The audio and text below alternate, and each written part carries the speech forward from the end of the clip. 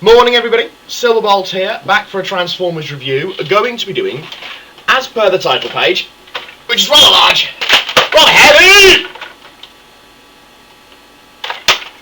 Brave Maximus! Yes! Great plan, Simon, you know. Red shirt, red toy. Wonderful. I'm doing this review as a bit of a favour to a friend. He knows who he is, because he's a bit sad, bless him. And, you know, I mean, I've warned him about these things, but he looked in a mirror and needless to say, you know, the reflection of himself scared him, and it left him rather sad. And, I mean, I've warned about these things, but what can you do? Some people just won't listen. So I thought I'd do this to cheer him up. He knows why I'm really doing it. Not the mirror thing. Right then, Brave Maximus sat on my lap like a little child. And, no, I'm not having children, despite what my mother said. I'm not having children, despite what my mother thinks. Anyway, get one of Philly's hairs on. Anyway, Fortress Maximus. Brave Maximus. Now, Brave Maximus is, of course, from the TV series R.I.D. Robots in Disguise, or Car Robots as it's known in Japan, and it was a more humorous series of Transformers, as anybody who's watched it is aware. And it's a leaning post, what can I say? And now the first half of R.I.D., Brave Max doesn't really come into it at all, ever. There's no mention to him. And in the second half of the series, it's all about him. It's really flipping annoying. Okay, now, in the Generation 1 cartoon, Fortress Maximus, as in the robot Fortress Maximus in the G1 cartoon, as in the one that's in the Rebirth, you're never fully aware if it's actually a new Transformer or not. I mean, he only has the one line, so you're not entirely aware as to whether it's a new Transformer or whether it's a Transector. So the Transformer is the head, and then the body is just a battle suit. In the G1 Fort Max's version, that's obviously going to be Cerebros and Spike. Now in R.I.D., they fiddle that around even more in the fact that it's not quite clear if anything, any part of Brave Max is actually sentient. And aside from looking the colours, there is one other difference that I'll get to between Fort Max and Brave Max in a bit. Now, Cerebros, who is the headmaster component, as in that little bit there, of Brave Max, is a mindless drone. And he is the key to awakening another character called the Emissary. Yes, it's like a bad fantasy anime. The Emissary. Mind you, to some people, Car Robots was a bad fantasy anime. No, got to stick with the thing. Okay. So yes, so they find the Autobots find Cerebros, and Cerebros. Now, the Cerebros controls the Emissary. The Emissary sole purpose is to transform into Brave Maximus's head. Yes. Sorry, I was out last night till about midnight, and well, consequently I've had about 6 hours sleep and 3 cups of coffee. Boing, boing, boing, boing. Anyway, now then, Cerebros can only be awakened by an Autobot leader, Optimus Prime. However, there is another Transform that can awaken Cerebros, and that is Scourge, because in Car Robots, Scourge was a cross between, was a combination of Megatron Spark, Prime Spark, and Kelly's biosignature human flimmy flammy whatever. And Scourge, of course, finds this out and uses it to its advantage. Cerebros is discovered by the build team, along with Sideburn, after the Decepticons destroy the tomb that Cerebros is lying in. Cerebros is kidnapped by the Predacons under Skybite, leading towards the whole, and Brave Max ends up getting awakened. Brave Maximus ends up going on a rampage through the city, because he's completely without function or anything like that, until Koji orders Brave Maximus to power down. Brave Maximus does. Leading to the idea that Brave Maximus can be controlled, or at least directed, from the children of Earth. And this is bringing me back to an earlier point I was making about sentience. Fortress Maximus is unknown if he's sentient apart from Cerebros and Spike, who are, of course, very sentient. However, with Brave Maximus, it would appear that he's not sentient. Cerebros is a mindless drone for the emissary, who fits on the head of Brave Maximus. So it would appear that the emissary is the controlling part of Brave Maximus. But there's no distinct correlation between what they do and how they do it. Brave Maximus seems to react an awful lot initially he reacts a lot on instinct. He attacks and defends himself when threatened, because he is very, very powerful. Very, very powerful. And completely forgot my train of thought now, because all I can hear a dog howling, and I know it's not mine. Mine's still outside, actually. Oh, well, never mind. She can stay out there. She'll probably start barking. Maybe never mind. And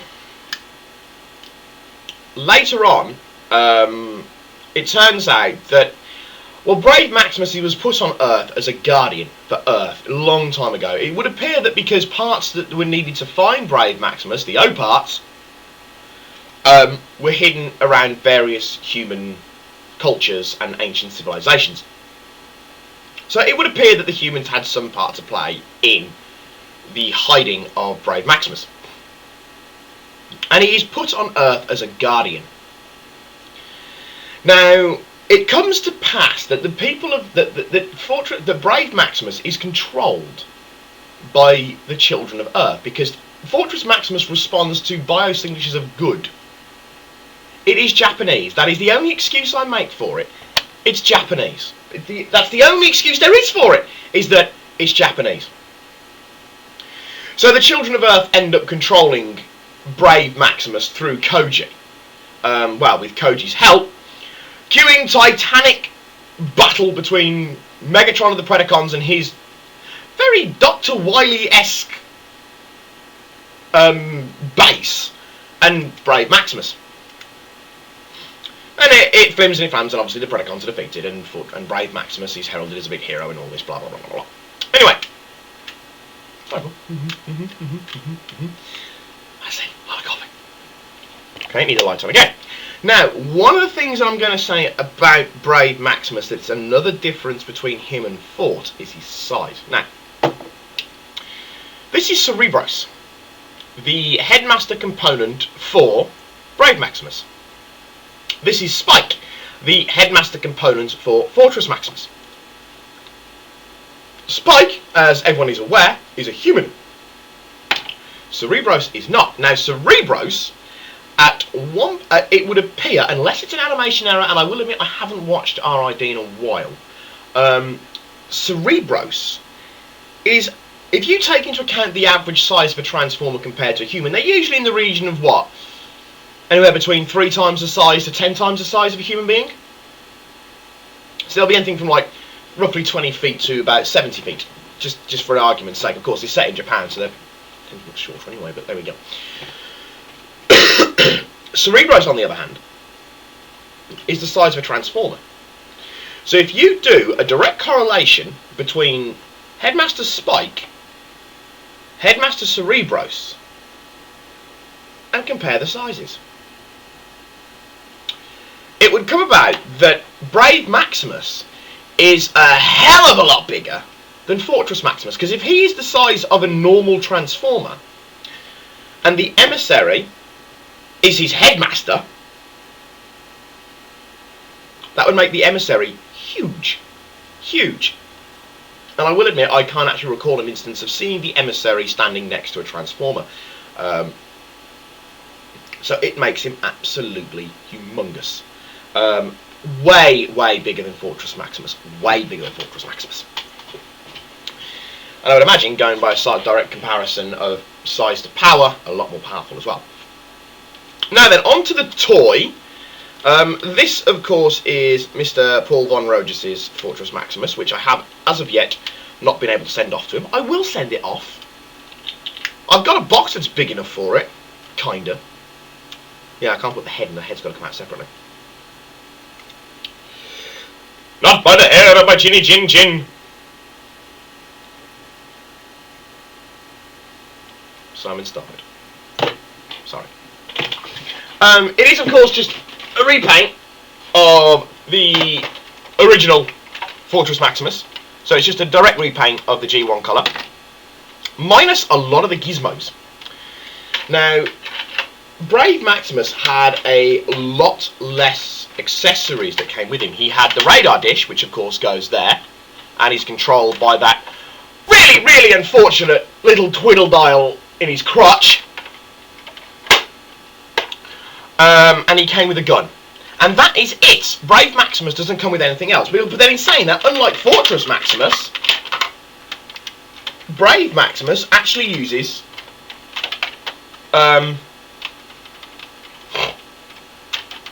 his stomach cannons. There we go, that'll do as a word. His stomach cannons, where of course Fortress Maximus does not.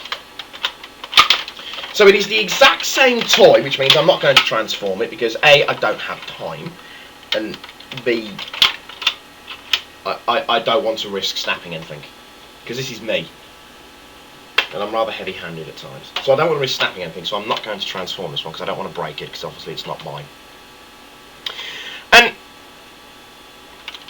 But because it doesn't, it comes with all the attachable gizmos. So the hand parts there, the hand guns that fold in and out, and then you've got the arm-mounted ones here, the arm-mounted cannons there, and which you can't really see, but oh, you know what? It might be an awesome toy, but it's freaking huge. So there we go. So it only came with the accessories, obviously, of Cerebros and the Emissary, the radar dish, and the gun. So it was missing the two giant handguns for Fortress Maximus. It was missing the two robots that come with it. So, you know, because it was... I'm trying to think if this was the reissue. Yes, it was the reissue. It was a reissue. Ah, there we go. Snap that into place. It was a reissue. And then Grand Maximus came with it. Grand Maximus, incidentally, is the rarest, as far as I'm aware, and it's usually the one that's the most expensive. Now, like myself with my Brave Maximus, my good friend Mr. Paul Von Rogers stole the luck of the Irish for this toy as well, because he picked it up, I think it's complete minus its gun, for £160 at Auto Assembly. Well done, Paul, I have to admit, well done. And we've done the whole story about who was going to, you know, we've done the whole story about who was going to, we've done the whole, we did the whole story in another video about who was going to get what for which video. Sorry, I was talking about the toy, who was going to get Fort Max and who was going to get other stuff. So anyway, it's a lovely toy. You know, it has all the same things that Fortress Maximus does, apart from the colour scheme. I will admit, you know, I prefer the Fort Max colour scheme, simply because this, you know, luminous green and bright red and bright blue, it's all very garish. But still, it's a Fort Max toy, so it's automatically awesome. It can be painted pink. If anybody posts a video of a bright pink Fortress Maximus, I will not be impressed. Thankfully, it costs too much to actually make that kind of idea come true. So yes, you know, it's a great toy. It's a Fortress Maximus. It's great. So this is Paul's. I have mine, though I would like one of these myself. But then I'd also like Grand Maximus, and he's the real icing on the cake. But I shall leave this video for here now, because I can't think of anything else we can say about it. But for now, this is Silverbolt, with a video of Paul's toy, with Brave Maximus signing off, saying au revoir, adios, auf Wiedersehen.